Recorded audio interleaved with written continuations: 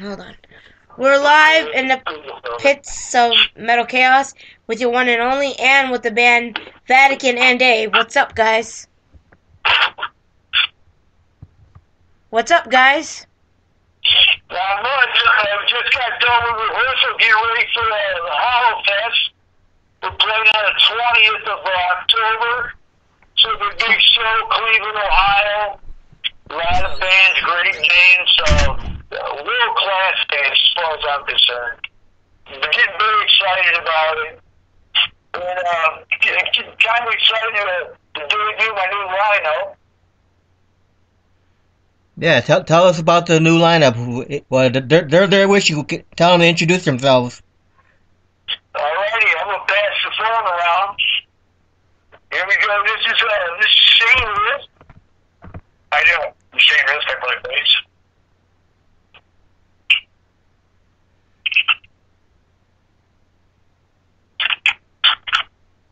I'm John Albright. I play drums and do some backing vocals. Hello, I am KQ. I'm the lead singer. How you doing today? Good, and you? Good, real good. So, Nice to be talking to you. so how long you been a lead singer? How long have I been a lead singer? Probably about 30-something years. I started when I was a real little boy. Real little boy. Yeah. Actually, I got it from my mother. My mother, she's in a Cleveland band. There was a Cleveland band called the Ponytails. And they were putting the Rock and Roll Hall of Fame. And that's where I got it from my mother, actually. So I've been singing all my life. So what was the first band you sang in? First thing I sang in was called Tremor. That was a long time ago, though. But now we have Vatican. Yeah. How'd you meet up with Vince? What's that? How did you hook up with Vince Vatican? Actually, I'm in another band also, but Vince and he contacted me, and I was really into his work and his guitar playing. And it was something that I really liked his guitar playing. It was my genre that, I could sing exactly to what he does. So I was really into that. And then he got these other guys, which he just filled in everything so perfectly. Just perfectly. Yeah. Can you put John back on the phone? I will do that. Thank you. Hi, this is John. Hey, John. So when did you start playing your instrument?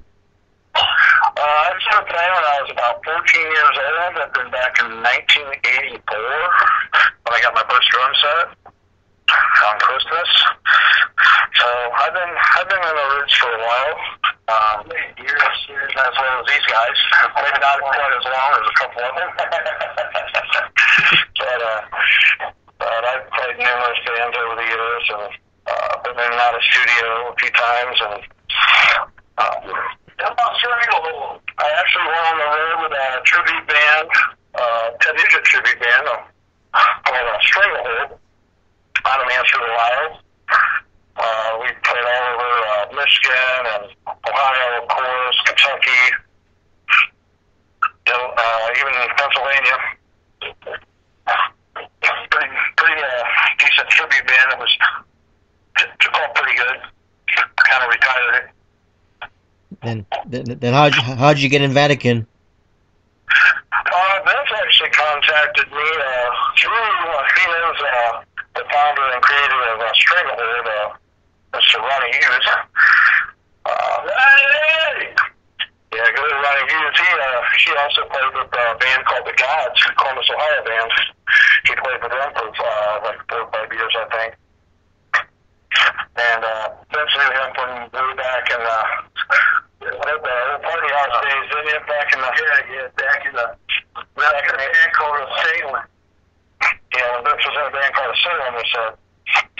So that's how Vince got a hold of me, was through Ronnie, another friend of his, which is a good friend of mine. So kind of small world there how things work out. So what kind of drum kit you play? What kind of drums do I play? I'm atomic. Atomic rock star kit that I used to strangle with, the double base cedar kit that I created myself. As far as covering, then I have also a Thomas Star Classic kit that I play.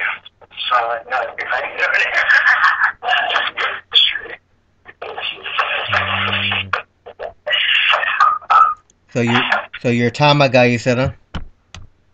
Yeah, that's what I play. That's what I've been playing for, I don't know, about 15 years now. I grew up playing Ludwig stuff and then just kind of got my first Tama kit and just went all Tama from there.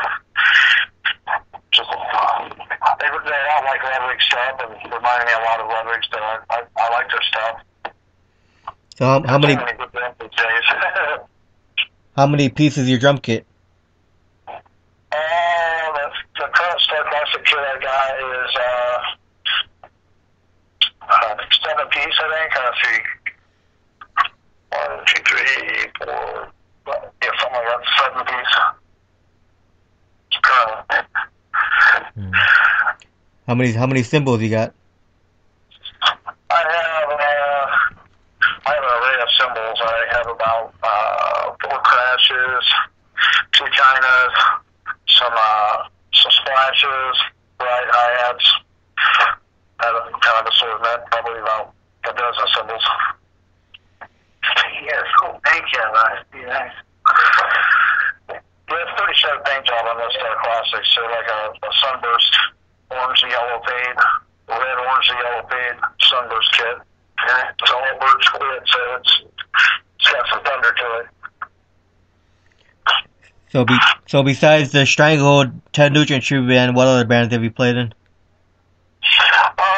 I played in a few other bands. I started off in a band back in the late 80s, early 90s called Lost Angels. We actually did some recording up here in Cleveland, Ohio, in a studio up here, and we got a lot of attention from our first CD was more 80s hard rock sounding, more like ACDC meets Def Leppard, that kind of range. And then our second CD I took over vocals on, and it had a little bit more of a newer Godsmacky, a little bit of the 80s edge, but it more toward of a newer harder rock edge. We were kind of changing with the times a little bit. I also did a couple other bands in the past couple of years. There was a band out of Mansfield called Perfectly Damaged. I did a couple CDs with them. And I just played around with another band called Dirty Rotten Scoundrels. Did a little bit of studio work with them. And I got some other studio projects I've been involved with on and off, just with some local friends doing some recording. I remember the old movie Dirty Rotten Scoundrels. Yeah, that's where they got the name.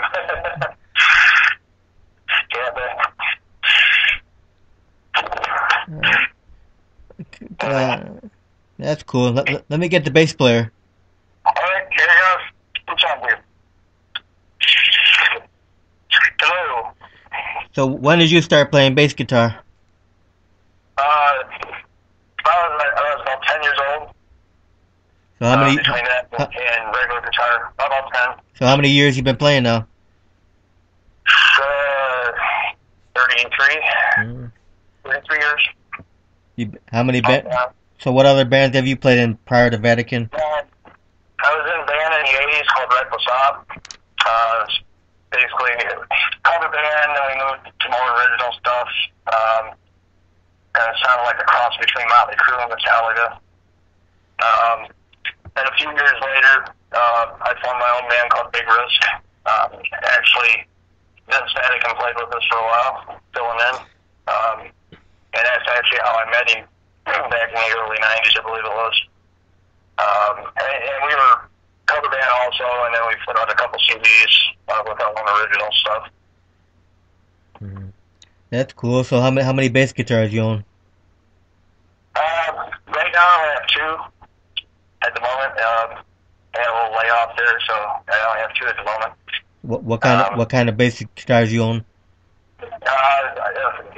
Fender P bass and an Ibanez Performance Series bass. What kind of cam do you use? Giant Clear, I believe it's a G1200, and then I play through a Fender 300 watt head. Hey guys. Hello. Hello. Hey, so you guys play the song Wasted? Yeah, that's you. We play Wasted. Tell me about the song Wasted. Say that again? Tell me about the song Wasted. What the song is about? Yes. Well, the song is about an individual, actually. Okay. I used to have a friend, his name was Don Taylor. And this guy, he's a good guy. He had a lot of problems in his life, and he used to drink a lot. And he used to follow the Vatican back in the day. And one day, one evening, we were playing a Cleveland show. And I think it was like Flash Goods in Parma. And the singer in our band, Yeah. in Vatican, he says to me, he goes, "Hey man, you better check on your buddy Donnie." I go, well, what's Donnie up to? He's like, "Dude, he's out on the side of the building. He's just sitting there. I think he's dead." Okay, let's take So, a... I go outside, I check on Donnie, and he's just stone drunk. And I said, Don, what's going on? He goes, man, I'm fucking wasted. I said, like, what's up, man? You can't walk? He goes, dude, she doesn't love me. I said, well, what do you mean she doesn't love me, man? What are you talking about? He goes, I'm talking about this girl. I just met this girl, man. I really felt hard for her. She said she doesn't really like me. I said, well, why is that? He goes, because she says I drink a lot. And I said, fuck, dude, you fucking wasted, man. Put your shit together. And he goes, I'm going to try. So I go in and I talk to the brain, the singer of Vatican, and I said, hey, man, Donnie's wasted. He goes, Donnie's always fucking wasted. I said, man, dude, we should write a song about this guy. And he goes, go ahead. I ain't got time for that stupid shit. So I said, all right. So we played this show. Couple days later, we have rehearsal. I said, hey, man, check out this tune I'm working on. And the song did not have what we call a working title. Yeah. We call it the Wana song because of the way the guitar comes in.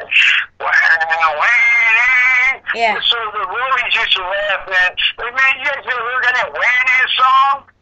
And I said, yeah, let's work on that. So we started working on this song. And then I told Brain, I said, hey, man, I said,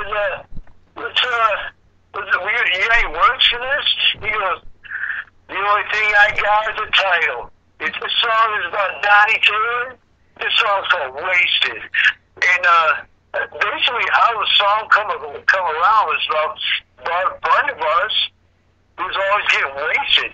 And, I had seen Don Taylor probably about a year ago, and he was not drinking anymore. Okay. And he's like, we started talking and stuff, and I said, dude, you don't drink anymore? He goes, bro, they took me to the emergency room one night, man. They thought I was dying of alcohol poisoning. They dried me out. He goes, dude, I went into cardiac arrest. I don't want none of that, so I just stopped drinking. I go, well, that's probably the best thing, man. And he's like, well, I do like that song, Waste, that you guys wrote about me. And I was like, so you know that song is about you. He goes, that song is about my life. So basically, that's what Wasted is about. A friend of ours. Okay, let's take. Back in the day, Okay, let's take a break and play that song.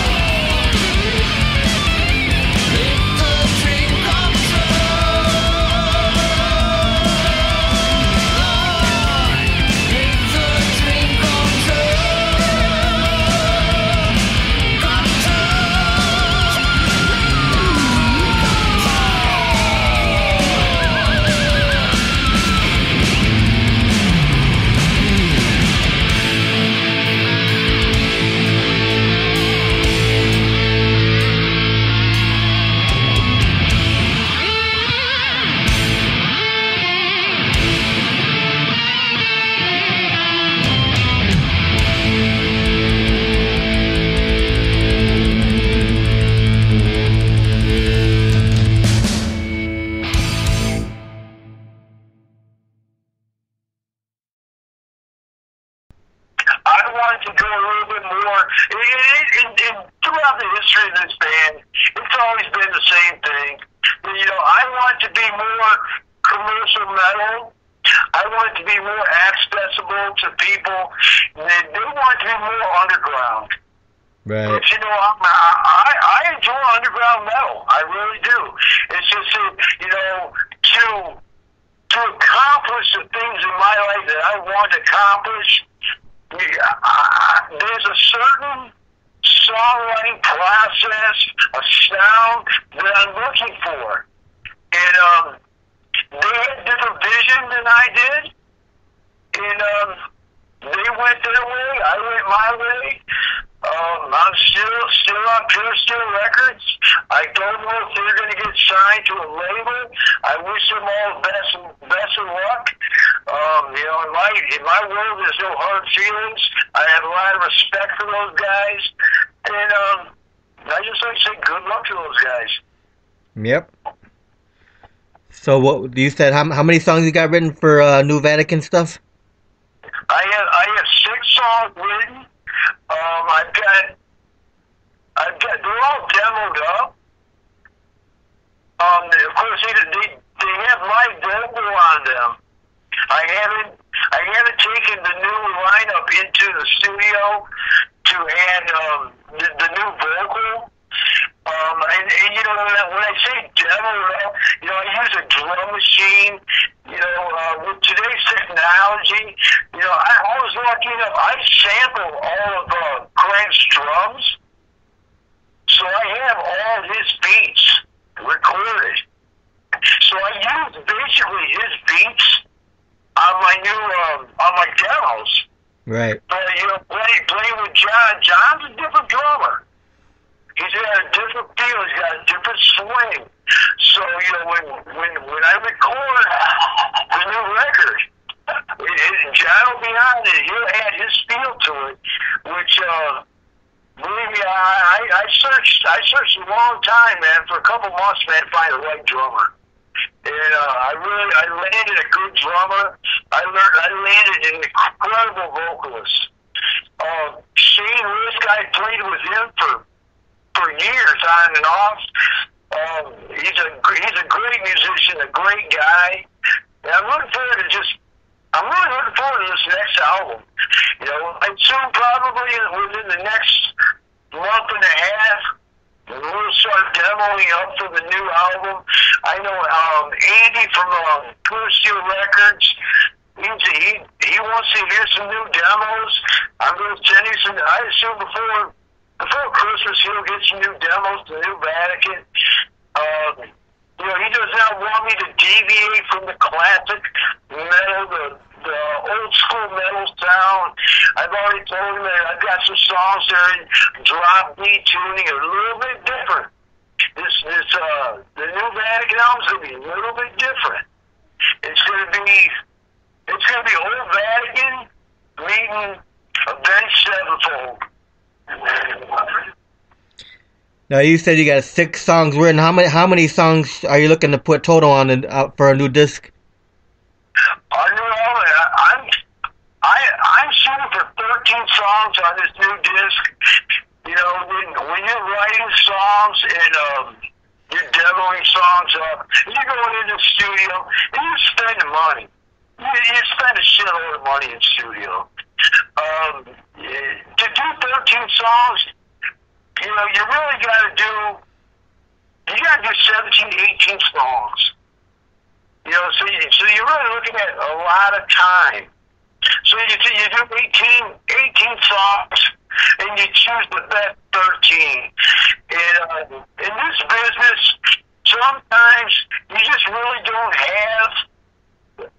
You don't make the decisions on what songs are going to go on the CD. Basically, what we do is I send all the demos to Pure Steel.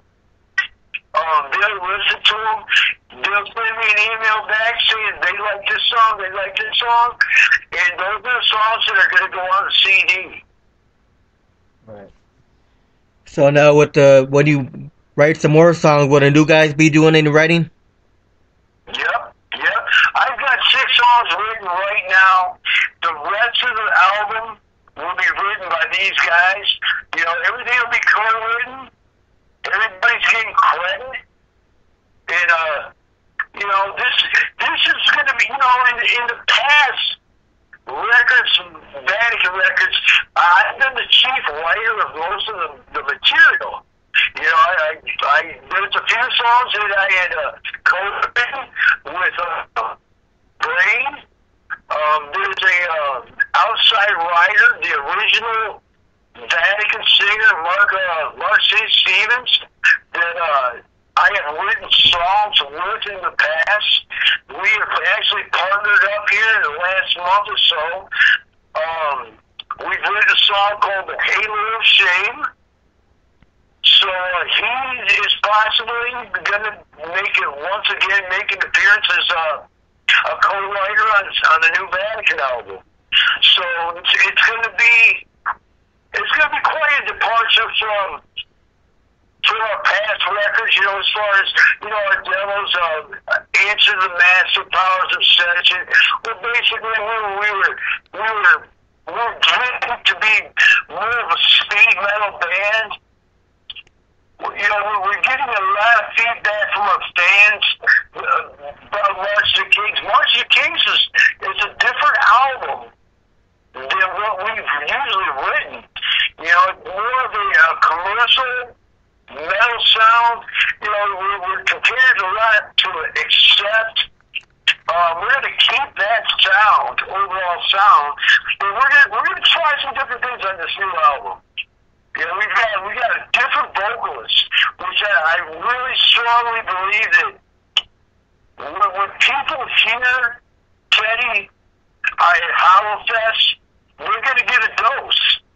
And they're going to get a dose. This guy he's powerful. He's very theatrical. He's very powerful. I got a lot of faith in these guys. It's taken me a lot, man, to really come out of my comfort zone. I've been playing with these guys on and off in the past Vatican version for 25 years. And that's a long time, you get in a comfort zone. You know what the other guy thinks. So this is quite a departure from my past work. And I'm really looking forward to this next CD. Beyond Pure Steel, guaranteed. And I'm excited. Having a new band. New musicians. These are great musicians I'm playing with. Right. But, I'm excited to, it's breathed life back into me. Now, for March of the Kings, how were the album sales for that album? What's that? For the March of the Kings album, how were the album sales? I have been told we've sold on a number of over 7,000 CDs. So how long was the writing process when you wrote the March of the Kings album? March of the Kings, the writing process wasn't too hard. A lot of those songs that we did, we played live throughout the years. We played these songs just to see what kind of reaction we got from the crowd. That way we see what songs work. There's a couple songs on March of the Kings. I would say more than a couple, probably at least 4 songs that came from the Vatican heyday in the 90s. That when we were selecting songs to record, I got a lot of email from fans across the world. And these girls have collected demos for years. And I had a fan that was actually from New Jersey. He sent me an email with this song. He asked me, what was the name of this song? It was a song that was recorded live at some club. And I listened to it. And I really didn't know the name of it, but I remember the song. And during that time, this was the actual writing process of Vatican.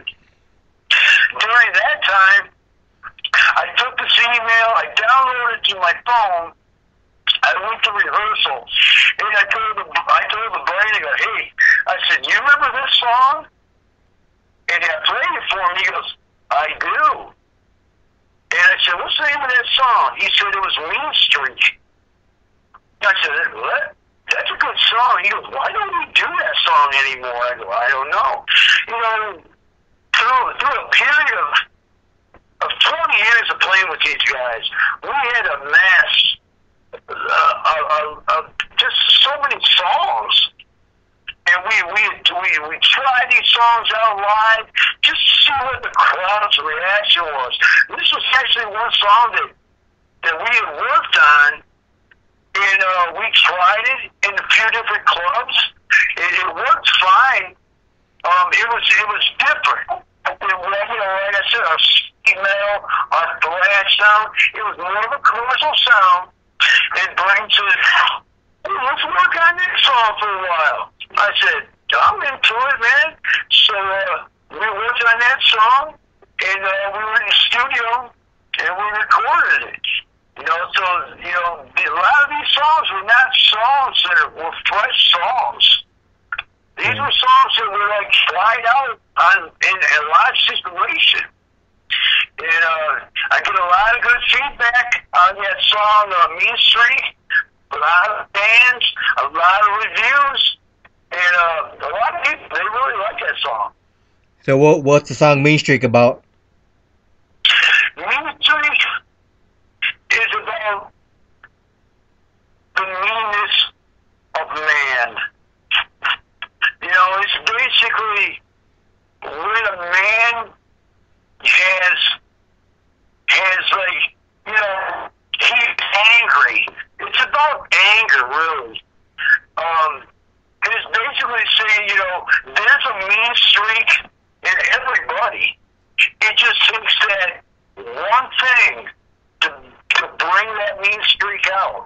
I mean, in reality, it's true. We all have hatred, you know, and hate is such a strong word in today's society, but in reality, we have hatred. And so this is a song basically about every individual's hatred. And there's a mean streak in us all. Yeah, I remember the YNT had the song Mean Streak, but that was about a woman. Yeah, I remember that song too. Big house, big car, big heart attack. Yeah. Yeah, that was a good song, but you know, we didn't really feed off that song, man. We just set off the theme of our song. Which, you know, those songs are pretty good, you know. But I think our song, Mean Streak, has a lot to say about today, what's going on. You know, like I said, hatred is such a bad word, but it's real. Yeah, there's a lot of hatred going on today, with especially with politics. Yep, those dirty motherfuckers. Yeah.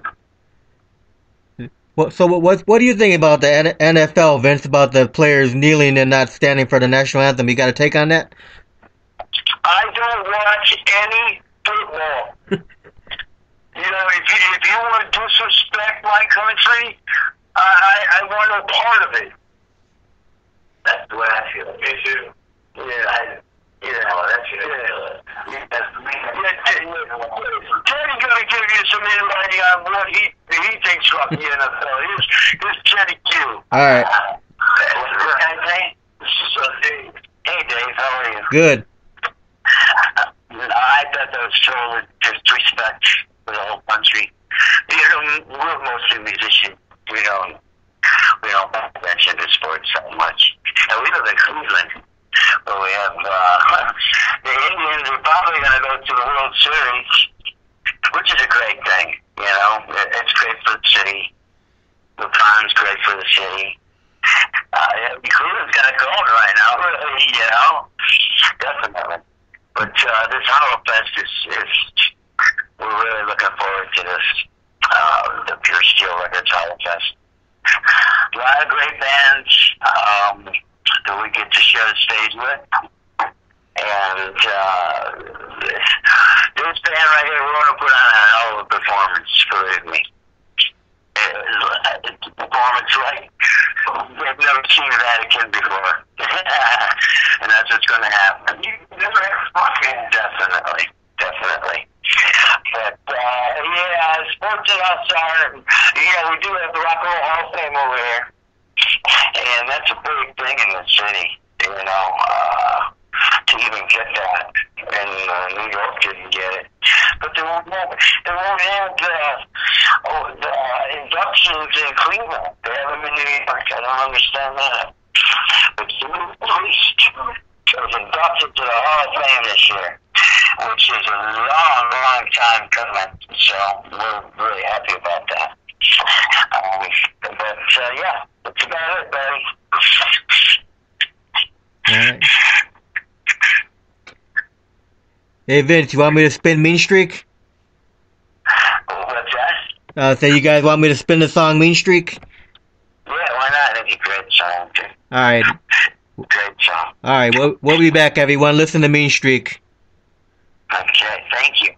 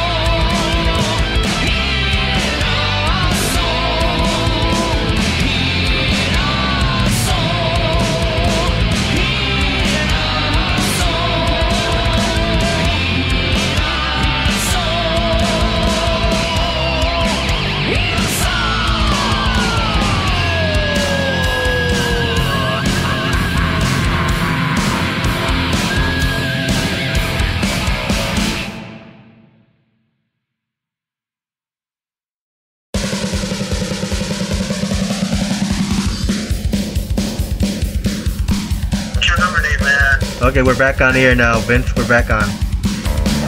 So what do you want to say about the album March of the Kings now?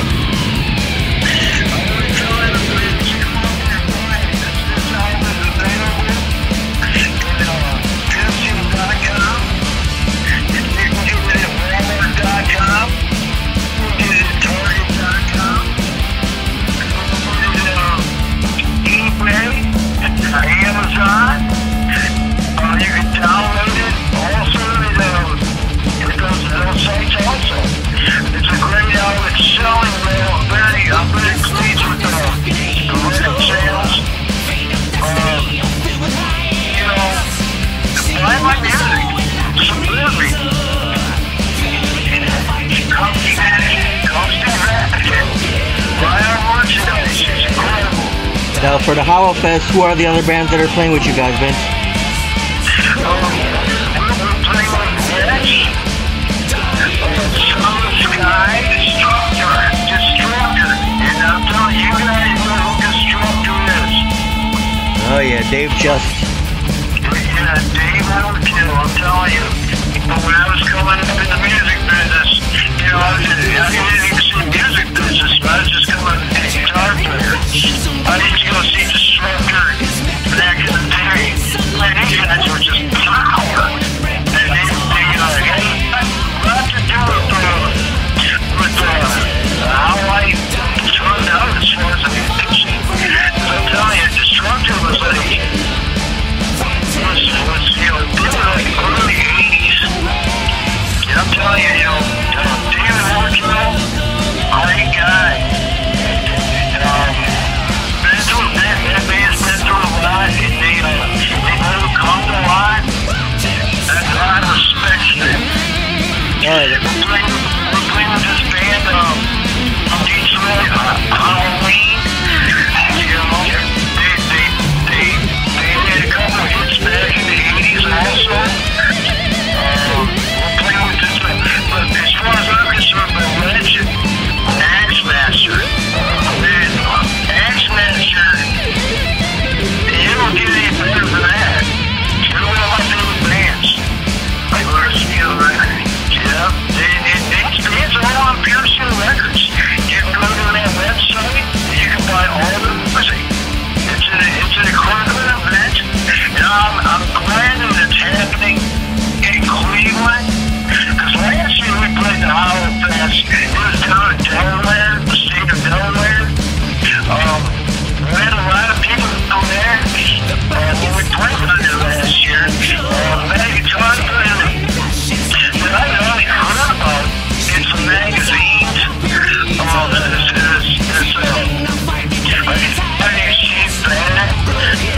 She's kind of like Joe Satriani. He was, I still love him for it. I watched this guy play. Incredible player. As soon as they got done, he had a CD. Shook his hand. Very personal guy.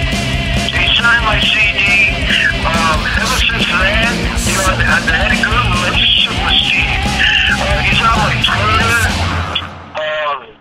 He's a great musician. When you're in a situation where you're playing with other bands, you get a chance to meet some world-class musicians. I'm going to give a plug out to Son of the Sky, because they got a guitar player. His name's Kurt Murphy. This guy is an incredible player. Yeah. And when I see Son of the Sky, you know to see Son of the Sky. This guy's an incredible player. He's like one of my favorite players out there right now. Oh yeah, he played Nevermore. Yes, he was in Nevermore too. Yeah, he's a shredder for sure. Yeah, he's a shredder. And, we got Juan Ricardo, one of my favorite singers out there in the scene. Nice guy. I've known Juan for 30 years. We came up together.